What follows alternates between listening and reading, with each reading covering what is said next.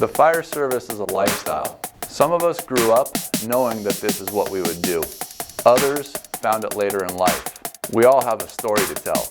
We live a career of experience and knowledge. But what happens when we retire?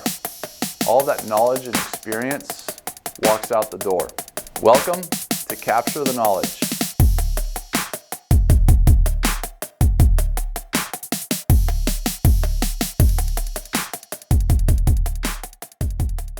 Being a firefighter is a great job. I mean, the job itself, the work sucks sometimes. It's gritty, it's dirty.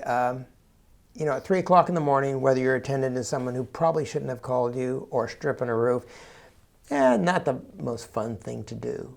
But overall, we've got the public's support and admiration.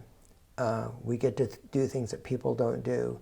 And while we sometimes might think, consider, talk about wages, hours, terms and conditions, our retirement, our salary, our overtime, whatever the case may be, the value I see as being a firefighter is none of that. The value is having each other. And I can tell you firsthand experience, 47 years now, there are people, firefighters, friends of mine, some I started with, some that mentored me, not many of them left anymore, but that I could call right now. Haven't talked to for 20 years. And they'd come. If I said, I need you, I need a hand, they wouldn't say, like, why are you calling me after 20 years? Not all, they'd be here. Case in point, when my wife first got sick and she was having surgery, the day she had surgery, I don't even know this guy used to work with me, for me, at the city. And I had been gone 5 years. He had worked with me 12 years before. I probably hadn't talked to him for at least 2 years.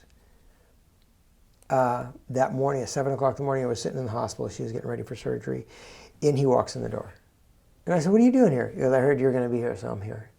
He sat with me for the 4 or so hours I sat there waiting for her to come out of surgery. And as soon as the doctor came in and said, okay, she's in recovery, you're going to be able to go in a minute, he got up to leave. And I go, what are you doing? He goes, I'm leaving now. And I go, you just stayed all day. You're going to have to at least go in and say hi to her, which he did. My point is, that's a typical firefighter. And so of all the stuff we talk about, from a benefit side, from a salary side, from, blowing the siren, that's the number one thing. That's what IBM doesn't have. The closest to it is the military. Unlike the military, we stay together longer, the same group, huddled up. So it's the number one takeaway. Yeah, there's people here you may not care for, or you don't relate to, but there are a core group of people that it's just the opposite. And so that's what I miss. As a retiree, it's a little different when you sit around the coffee shop as opposed to sitting around the table at insert fire station number here. In fact, when I was fire chief, my last 7 years, I was presented a table, a round oak table, and it's somewhere in the district, and I'd love to have it back. So if somebody knows where that is, I'd like to have it back. It was presented to me from Florin Firefighters, Chief Sorensen and Company. I had mentioned one day about missing sitting around the fire station table. They actually brought me a table that had come out of a Florin fire station. I think it was 51, not 51 today, the former station that was on Florin Road. They refinished it and put a little plaque on it, and it sat in my office till my last day. And I took a great deal of comfort sitting around that table as you're making decisions or having chats like this, or unfortunately some more difficult chats, that I was sitting at a fire station table. You can't replicate that. We call this Capture the Knowledge. And one of the things that Jason Cahill and I have talked about is, what if we were to call this the kitchen table? Because it is such an important part of who we are. For any firefighter, and we all might be able to name one or two who aren't, but for any firefighter that understands our job, our mission, our profession, and the culture, history, tradition, the kitchen table is I think, the single most unifying piece. last month, my son and I were in Philadelphia. A good friend of mine who was from the Philadelphia Fire Department, Daniel and I decided we were going to do a bit of a road trip because he was back there and I was back there in D.C. And so we went over to Philadelphia. My buddy had hooked us up to get a tour of the Philadelphia Fire Department. And so we went to 3 fire stations: a squad station, the rescue station, and the boat station.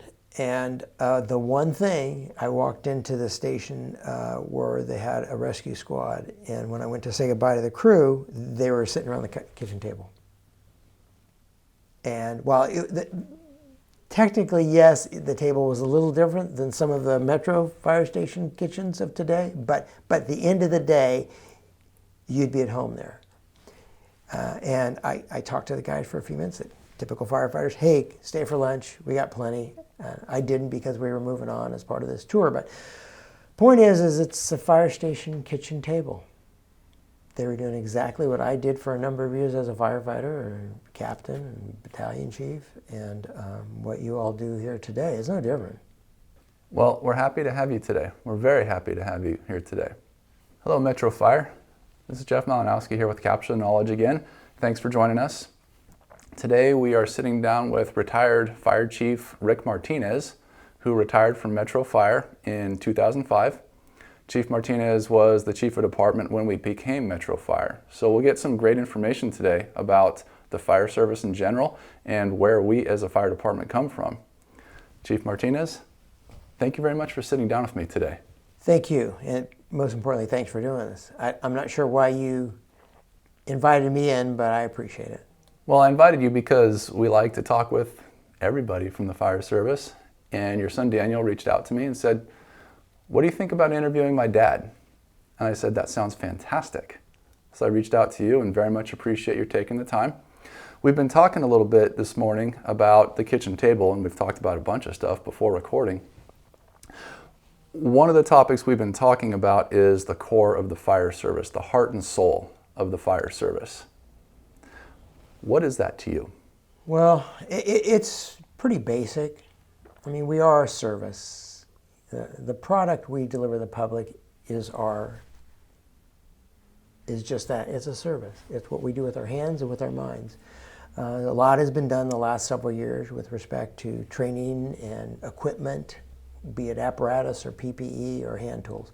But at the end of the day, all of that is really distilled down to the individual, or in this case, a team of individuals that go together to mitigate an emergency. And the term emergency I use very loosely because for us, sometimes it's a routine call, but for the people that call us, it's an emergency. So I think the heart and soul of the fire service are the people, the men and women that call themselves firefighters, that answer the call. And that's critically important to the consciousness of the fire department and the fire department leadership, because you can do all you want with respect to programs, with respect to, like I said, equipment, facilities, but at the end of the day, it's only those people who go out and apply our trade, our profession, our vocation that matter. And you've been retired from Metro Fire since 2005. Correct. You retired from Sacramento City Fire Department, or you transferred from city, which year? 1995. Started my career in 1974. I came here after 21 years there, and okay. 10 years here as the chief. One thing that we talked about on the phone the other day when we first talked about this was the reunions that you're still going to now. So we talk about people as being the heart and soul of the fire service. You're still keeping up with folks at your reunions.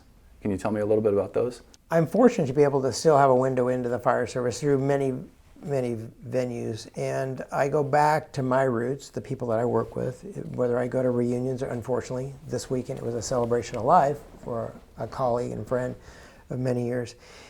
And what I see is those that are left, that they are as committed, and the work that they did 20 and 30 years ago is applicable to today's work. I think in the fire service, like most professions and vocations, we made tremendous progress in the area of apparatus, in PPE, in equipment, in training, education, and personal fitness even. But when you go back to the work, it hasn't changed a lot. I think, I do agree with the notion that fires are hotter and they're therefore moving faster today, hotter, faster than ever.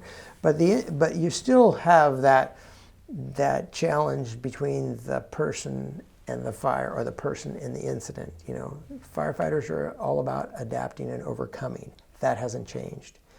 And so when I see my colleagues of a generation ago and we engage in a discussion, what I'm reminded of is that today, and I think this is pretty typical with younger firefighters of every generation, we sometimes feel like, well, we're the generation that's really doing it now. We crack that code, and compared to the way they used to do it, we're the real deal. That's pretty far from the truth. I mean, I think every generation has its changes. Every generation changes our strategy, tactics, and the way we do work. But at the end of the day, it's pretty gritty. It is. I think today's firefighters, call volume is extreme. It's horribly extreme, horribly, extremely inappropriate. And the complexity has increased, that's for sure. And the expectation has increased. All those I agree with. But it still comes down to the will of the individual and to work and the collective team to get the job done. And that hasn't changed. It's a great job to be in. It's a great group of people to work with. For those who get it, absolutely. You couldn't go anywhere else and have a better job. What was the job like when you were new? You said you got hired in the 1970s at Sacramento City Fire Department, correct? Yes.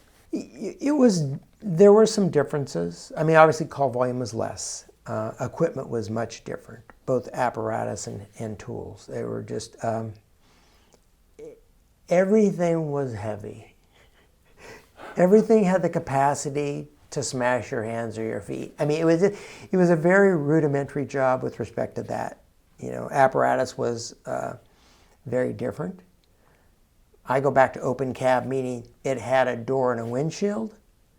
And sometimes not even a door. It had a windshield and a seat. So today's apparatus are much different. Air conditioning. I still marvel at the notion you've got air conditioning. I would have loved to have had a heater at the time. But everything was substantial. There were some similarities in that there was a lot of mentoring going on. Training was more modest. So mentoring was heavier. Policies were less written, but more practiced. If you can imagine, I think at the time, and people are going to roll their eyes at this, we were running, when I started, 8, 9, 10,000 calls a year. Same number of fires that's happening today. So you went out the door, you had a higher percentage chance of having a fire. One radio frequency for everything, dispatch, communication with the comm center, fire ground activity. So you operated off of some standards. I mean, I worked downtown for a good percentage of my early part of my career. You got dispatched on a fire. First engine took the front, back engine took the alley, truck staged waiting for the engine to get in place. It was all pretty standard. The radio communication was modest but direct. And so that has changed a lot. ICS was, there were elements of it that were there. I mean, RECIA, Rescue Exposure Confinement Extinguishing Overhaul, which I will tell you, I used that for 35 years on everything, even administratively. I looked at every problem and said, oh boy, okay, what do we have to do from a rescue standpoint? What do we do to confine this? So, those same strategies were in place, but there wasn't as much discussion about it. There was always an IC, and those types of things. But now it's much more organized, uniform, structured. That's the big change. But it still comes down to, on fires and emergencies, of looking at the problem and crafting a solution that has the least amount of increasing damage, and as much as one can, lowering the threat to the firefighters involved. There's a lot of troubleshooting in our profession. It ties in, I think, quite a bit to mentoring. You mentioned mentoring around the station. Is there somebody that stands out in your mind that was a great mentor for you relatively early in your career? I think for me, there were a number. You know, I came on at a time, first of all, if I were to have been the person I was in 1974 and come on the fire department today, I wouldn't pass probation. I mean, and I'm not saying that it's not a joke. It was a different time. I was immature, a young guy. So the crews that I went to work with on my first shift, went to work at Engine 17 on the A shift, engine and truck. The other 8 guys in the station on my shift mentored me, all of them, in one way, shape, or form, from teaching me how to clean a bathroom, to put hospital corners on my bed, to how to ride the tailboard, you know, bend your knees, and all those things, as well as firefighting, as well as how to cook, you know, as well as how to get along.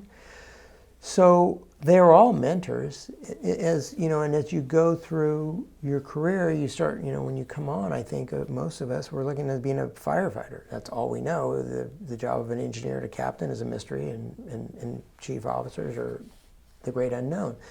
So in each element of my career, there have been people which have taught me and mentored me. But I think overall, there were a couple of firefighters, I can say their names, but no one would know them today, that really took the time to mentor me on firefighting. And then my fire chief, Gary Cosamani, he wasn't my chief when I started, he was chief when I left, but he spent a lot of time. I didn't even appreciate, I didn't understand what he was doing, but helping me grow as an individual, clearly as an officer. And so, and he led with a great deal of humility and compassion. And one of the pages that I took out of his book was, he didn't go to fires much. He went to 3-alarm fires. I can tell you in my last 5 years there that I talked to him almost on every fire on the phone, because he would call me and say, how's that fire going? But he didn't go to fires because we were raised in an environment that when the chief went to fires, no good ever came out of it. It was never fun. And so I think he experienced that and thought, I'm not going to be that person. And so that's why my time here, for the 10 years I was chief, I didn't go to many fires. I listened to a lot of fires, but that's for somebody else to do. There's plenty of competent captains and battalion chiefs to figure it out. You don't need some sidewalk fire chief there. Sidewalk fire chief. I don't think I've ever heard that one before. Well, it comes to the derivation of the sidewalk fireman who stands out with the rest of the public watching a fire burn. But, you know, it's interesting. I think for most of us, we're firefighters. I mean, that's all I'm a firefighter. I'm not saying that's all as a negative, but that's what I am. I've just had different jobs, whether it was as a captain or working in the office or as a training officer or a training chief or the fire chief. It's a different job, different set of responsibilities. But at the end of the day, when you peel them back, 90% of the people or 95% of the people that wear a badge and a patch, if you let them, most of them want to be on the nozzle or have that saw or axe in their hand. It's terribly inappropriate for some position to do that, because that's not your job. You gave that up. I used to say in captain's interviews, you know, one of the things I preach is that when you get something, you give something up. As a firefighter, I was pretty mouthy. My first 10 years as a firefighter, I feel bad for the captains I worked for. When I became a captain, I had to reel it in. I gave up the ability to be as vocal and to do certain things I did as a firefighter. And as a chief, battalion chief or whatever, you give up other things. I believe very firmly battalion chiefs, assistant chiefs, deputy chiefs, and fire chiefs don't run fire companies.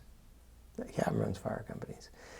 And so as a fire chief, I stayed out of firehouse unless I was invited. And if I went to a firehouse, I called before. Not my field. So, but given the opportunity, I'd gladly traded a day at the office for a day on the fire engine.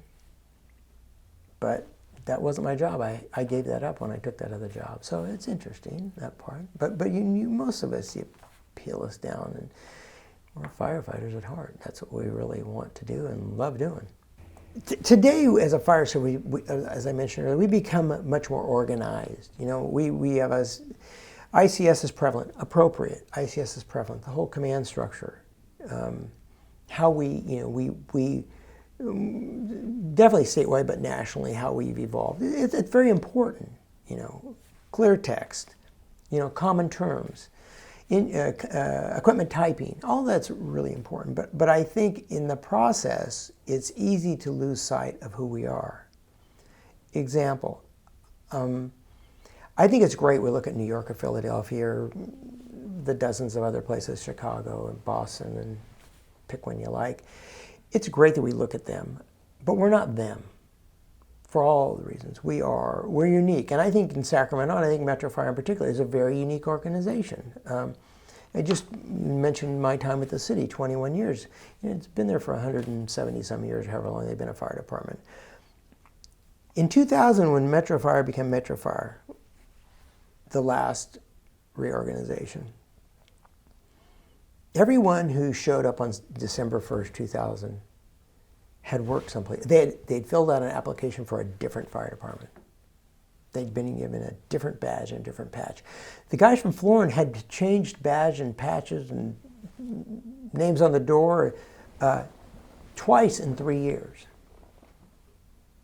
Instead of being out in that 70 square miles, they went from 70 to 280 square miles to 400 square miles. I remember distinctly two guys, Brian Rice and Troy Dunn. Troy Dunn wanted to go from Florin to 101 because he wanted to see what life is on the other side. And Brian Rice wanted to go from, at the time, I think Brian might have been at 109, but he could have been someplace else, and went to 53. But November 30th, they were there, and December 1st, they were someplace else, theoretically. But the whole department did that. So Metro Fire isn't Philadelphia, it isn't Sacramento, it isn't New York. So while we can look at those agencies, it's really important not to lose sight of who we are. We're uniquely organized in the greater Sacramento region with our boundary drop. We truly operate as one fire department. All 1,000 plus square miles in Sacramento County operates as one operational fire department, from firefighter through battalion chief. So the notion of training together, to me, is just a no-brainer. Mm-hmm. Standard policies, a no-brainer, because you are required by design to work together with your neighbor, to work as one. So that's unique. Number two is our history and culture goes back less than a generation. So when you look at those other departments, that's great, but you don't lose sight of who you are. We are at Metro Fire. And I am miffed by that at times. That I think you can go to, there are people alive from Florin Fire District that responded to the B-52 crash out in Florin. You can find the guys who responded to the overturned tanker in Carmichael. You can talk to the guys that went to the flea market fire at Fulton and Auburn in the late 70s, early 80s, the Papadopoulos fire. I can list the Indian Valley lumber fire. There's just, you know, a ton of them that the people are still alive today. The district hasn't changed since then. Yeah, the apparatus has. And there are new firefighters. And the PPE has changed. But the bottom line, those fires are still applicable. You don't have to go to New York to figure it out. So I'm encouraged by your project, because whether it's capturing the knowledge, you're not going to get much from me. But believe me, there's guys out there, people out there, that have a great deal of information that's germane to Metro Fire that you can't lose sight of. And that's, you mentioned reunions and or other activities that I've found myself in over the last 15 or 16 years since I retired. And in the conversations, I was in a conversation with a friend 2 Fridays ago at a retiree luncheon in Sacramento, and we were talking about a couple of calls that we were on. It's not changed much. Yeah, that building burned again, and remarkably, it's still there, and I thought we for sure burned it down. If it burned again, it's going to be about the same deal. How would Chief Martinez recommend to the 2-year or the 4-year Metro firefighter who's proficient at skills and understanding of the basics, to tap into that knowledge? First of all, I don't think it's just limited to any particular firefighter or group. I think you can always learn from folks who have had the opportunity to be a firefighter before you. So they could be from a neighboring department. But the point is, I think is not to lose sight of the value of experience. Education is great. There's nothing, but education is the theory and experience is the application. It's the practical application. So to new firefighter, I try to keep your eyes and ears open. Don't discount people. Don't discount what you hear. We were talking about this before you turned the camera on. I overheard some firefighters a while back, and I won't go into who, but they were talking about some tactics, and they mentioned an engine company doing search and how that was wrong, because trucks do search. I try to resist the notion of engaging in that discussion because you come off a bit of like a jerk, and I come off that way pretty easily. But the fact of the matter is, if you're working at 58 or 59 or 55 today, and you go out on a structure fire, you're going to make a choice as a company officer. You're going to make a choice that we're here. Our second end could be 5, 6, 10, 12 minutes out, trucks even farther. Either you go in or you don't. Either you make a search or you don't. The difference between, I like to think, a professional fire department is you weigh the risk, you take chances, because unfortunately this is a dangerous job. I've got a son and a stepdaughter are firefighters. I worry about them because I understand the job. Do I expect them to go in? If the percentages are right, that's our job. That's what we're here for. If not, we might as well just stay home. We might as well stand on the sidewalk with the public. But so, having these rigid assignments, and I see it in departments, it makes my skin crawl. Yes, as a company officer, you get off, okay, you get the utilities. You and I are going to the roof. I get that part. And if it's an engine company, you get the utilities, and we're going to go put the fire out. I get that part. So I think it's knowledge of the tactics and strategies, but it's the application that's critical. I always have believed, and when I was here specifically, if you want to change the culture, if you want to make your fire department better, you focus on fire captains. I'm not saying that because there's 2 fire captains in the room and they've got the door blocked. I'm saying it because if you look at the call volume that you're going to have this year, the vast majority of calls will be dispensed with under the command of a fire captain. Period. Mm-hmm. And then you take that narrower window that the chief's going to show up, a chief, battalion chief, assistant chief, you have a chief, or fire chief, God forbid. The fire chief shows up. At least when I was fire chief, it was that way. But you take the battalion chief, who does it every day. They're going to take that percentage of calls that they're on, 20% of the call volume, and it'll be further distilled down that they're going to be there later, so the captains will have set the table. Mm-hmm. And so you're really, if you want to change the direction of the fire department, any fire department, you focus on the captains. It's just, it's not magic, it's just mathematics. And so, historically, culturally, and all departments do have their own culture, but all firefighters are pretty much the same, so that's kind of hard to digest, but that's where you focus. That's why, I don't know how many, when I was here, I think we had 178 captains. No, 178 was our random staffing. We had probably about 170 captains of varying degrees. One of them's still here when I was here. I think there might only be a couple of captains. I know Randy's still here. Captain Wooten is still here. So, for me to, when I was chief here, I can't say lead because that's really an overrated, but for me to have any influence on the direction of this fire department, I had to bring the Captain Wootens of the fire department along. And how did you do that? Oh, poorly. No, I think you do it in many ways. I think you lead by example. I think first and foremost, you talk from the heart. You know, you have to be engaged and you have to listen. One of the things I worked really hard at, and people, is I tried to know everybody in the fire department. Now, you don't really get to know them, but you know, it's like we've got this young guy who has a propensity to jump out of airplanes. And you go, why was it important that I would know that? Well, because when I run into him, it's important to say, hi, Jason. Because that means he just isn't one of 222 firefighters. And if I could say, hey, I understand you jumped out of an airplane, how stupid is that? We had a conversation. So I really worked hard to try to know something about the people that worked here so I could have a conversation with them. So at least I knew their name, maybe where they worked. Now, was that possible? At 700 plus people, it was really hard, but I tried because I think it was important. So we did other things.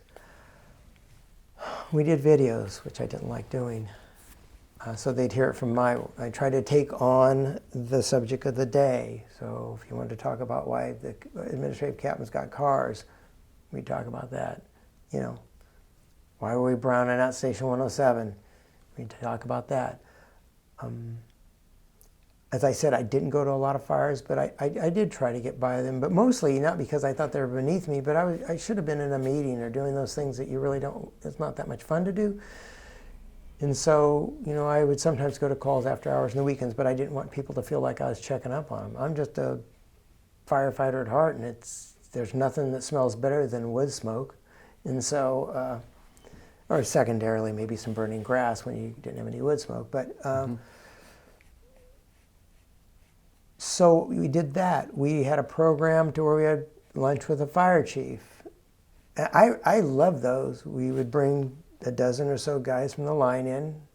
We used to bring in battalion chiefs, but I felt that was, so it was me and 12 or so firefighters, engineers and captains, and they'd come to the office. We'd sit in a room like this. We'd have pizza, always the same thing, pizza, salad, and cookies.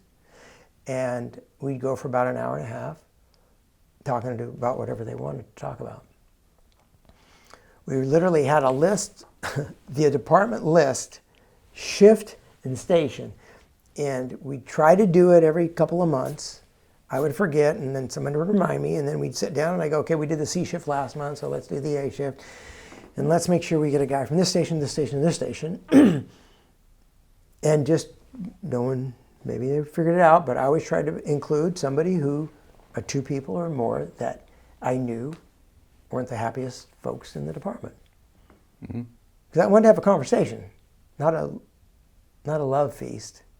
I didn't need to hear, oh, you're a great chief, you're the best thing since sliced bread. No, I wanted to talk about things meaningful. And all of them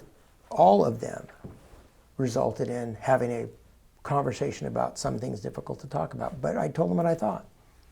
And I was better for it, and I think they enjoyed it. And so we did that.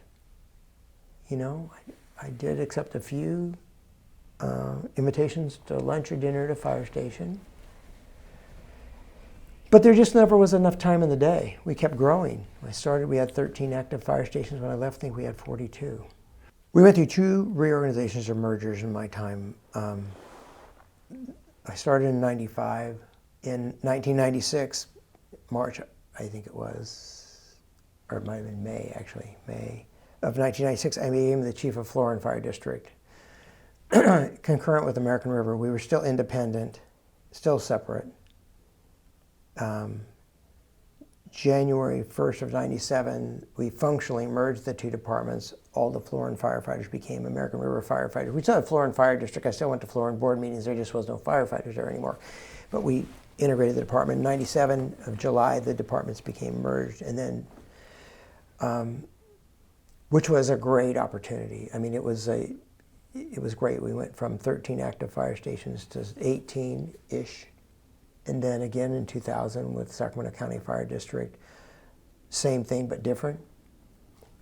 So in my 10 years, I was able to promote my first chief officer after I'd been here 5 years. I had never promoted a chief, which is unique because we were always in an attritioning mode with chief officers. I don't think I promoted the first. I did promote a few captains in 96, but really in earnest everything started in 2000. hiring, and promotions. They trickled in before that. And so when I said, if you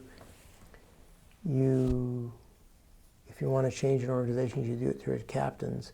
The big challenge was, for many years, is not that they were challenging, don't get me wrong, but when I started in '95, I was the 6th fire chief of American River in 12 years.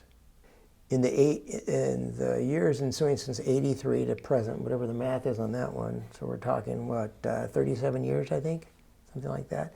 I'm still the longest serving fire chief of any of the agencies, 10 years. So when you're in that position, particularly when you come from the outside, it's a bit like steering a ship, with a little stern rudder. It takes a lot of focus and it takes a lot of cooperation. So for us, everybody talks about, we merged a contract, we did a lot of things. Yeah, that was relatively easy. The tough parts were trying to find spots for duplicative positions. So if you think about it, other than fire chief, there was 2 of everything. Do you carry a compartment line or pre-connect? Do we use 1 3/4 or 1 1/2? Is it 5-inch, 4-inch? Is it Storts or standard thread? Or no LDH? American River didn't use LDH. Florin and Sac County did use LDH. However, they were different sizes and different threads. I mean, you could go on and on. So there were those challenges, but those were easy to meet. The difficult ones were kind of the cultural shift. When I started in American River, I thought it was a mystery to me that, that guy's from Carmichael, that guy's from Arcade, that guy's from Arden, Flu House, Real Over. How do you guys even remember that? Well, after about 2 years, I could pretty much do it myself because organizational culture was different. So therefore, you could see it in an individual kind of DNA stamp. And so then you add Florin and Sac County to that pile and you mix it all up. Understanding that Sac County and became Sac County in 1983 with the consolidation of Citrus Heights and Rancho Cordova, adding then Fair Oaks and North Highlands to that mix. American River, Arden, Arcade, Carmichael, Reland, Alberta, Slough House, and Florin. So then you mix them all up. 17 years, that's it, start to finish in 2000. Go back 17 years. So that's the organization we had. It really wasn't one organization. It was kind of a mix of a bunch. But you asked the question, and I'm giving you a very long answer. Is how do you do it? Well, you focus on the future. You have a continuous stream of thought on where you're going, and keep articulating why. And you provide this mass of humanity that are firefighters with hopefully a good reason to want to follow you down that path. We did the first 5 years of Metro Fire, 2000, 2005, we did some tremendous work. We started the ARF program. We didn't have a full-time ARF program before. The rescue program, we didn't have a rescue unit. The Air Operations program, a full-blown community service program that had a public education, public information element. We did a lot of those things. We were very engaged in the community. You asked what was different when I started. When I was started on the fire service, and we were all pretty much the same. We didn't really engage with the public. We were in the fire station unless you're out drilling or inspecting, and you closed the blinds, you shut the doors, and people didn't come in as much unless you were out on a call. And we had flipped that switch in my career to encouraging fire companies, firefighters, to go out and mix with the public. There was always a hesitancy in that. Well, what if they do something wrong? Well, they're going to do something right more often than they're going to do something wrong, so I'll take that chance. Mm-hmm.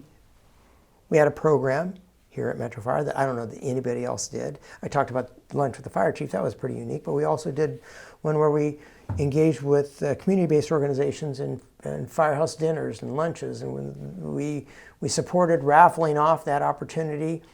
And the folks at Metro Fire would graciously cook as a raffle prize and have people come in and they'd fix dinner or fix lunch or host birthday parties or whatever else the public wanted. They'd raffle off to raise money for a legitimate community-based organization. The district paid for the food or whatever. The firefighters provided the labor, and the public got a window into our fire stations that they never would have. So it's a great. We did so many things those first 5 years. We had folks that worked for the state of California on loan, Office of Homeland Security, Cal OES. There were just a lot of things we were able to do. I'm proud of. I mean, I have to admit, my probably single most meaningful success were none of those. It was a commitment that I had made to a few guys here when I started American River that they'd have a shop. And so getting the fleet division was probably the thing I hold closest and nearest to my heart of everything. And the training too, we had not a training capacity, at American River. Hell, none of the departments did. American River's at 106, Sac County's was at 21, Florida was run out of headquarters, and we went to McClellan. Contrary to popular belief, that training ground at McClellan was first belonged to American River Fire before it became part of the JPA, and now it's the city's but I was really proud of the training ground too. But the fleet, that was all came together about the same time, is probably one area that I felt best about getting done. And when we talked on the phone the other day, you said, well, I don't really know how much I have to share. I mean, what a wonderful history of the birth of our fire department and the early years in our fire district. What I said was, I don't know that I really have much to share of value. Well, I think there's a lot of value in it for all of us. Well, thank you. That's why we're here. We want to learn more, and we very much appreciate you taking the time. I do have one more question, as Cahill is giving me the time here right now, and we could sit here all day, and I'd love to. In terms of what would you pass on to a new group of firefighters right now about the fire service in general? Never lose sight of who you're serving, that we serve the public. And that's been done for hundreds of years now. And so we all just have, we're fortunate to be able to call ourselves firefighters. We inherited what those who came before us built, and we should leave it like they did, better off. That while we should take our jobs seriously, we shouldn't take ourselves seriously. And that, I would encourage them to, for as much as I encourage you to go out and get classes, and there's a lot, but to learn from those that went before us, there's some tremendous lessons that can be learned. We have some of our active and a number of our retired folks at Metro that are involved in Pioneer Mutual Hook and Ladder, and they've got the museum over in West Sacramento. It's worth a trip. I'm working hard to make sure that all of the fire service in Sacramento County is recognized there. I think Metro has a tremendous legacy to be included, and I think all of you have a role in that. So I would throw that on the table too, a plug for them. But in a nutshell, that don't lose sight of what this job was before you got here, and work hard to not only carry it on, but improve it in your career. Sage words. Chief Martinez, is there anything else you'd like to talk about today? Oh, there's a ton, but I was lucky as a young man to become a firefighter, and I have appreciated every day that I had the opportunity to call myself one. And in these last many years of retirement, I still have an interest, and I watch. My son encourages me to be seen but not heard, so I try to do that too. But I respect everything that you all do today. I think the work is tough. It kind of looks glamorous, but I know it's not. I'm sorry for the call volume and for the sleep deprivation, which pains me to no end. I think at times you're all up against the wall, not, well, and I don't mean wall time, that too, but just in general, the public has been sold a bill of goods on the expectation there's only so many rabbits you can pull out of a hat, but you do an excellent job, and I know you work hard and you try hard and your heart's in the right place. And for everyone who doesn't and whose heart's in the wrong place, there are 99.5 of you that do and are. So thanks. Thanks for a job well done. Well, thank you very much for your job here. And thank you very much for sitting down and taking the time with me today on Capture the Knowledge. Thanks for the opportunity. Chief Martinez, thanks for coming in. Thank you.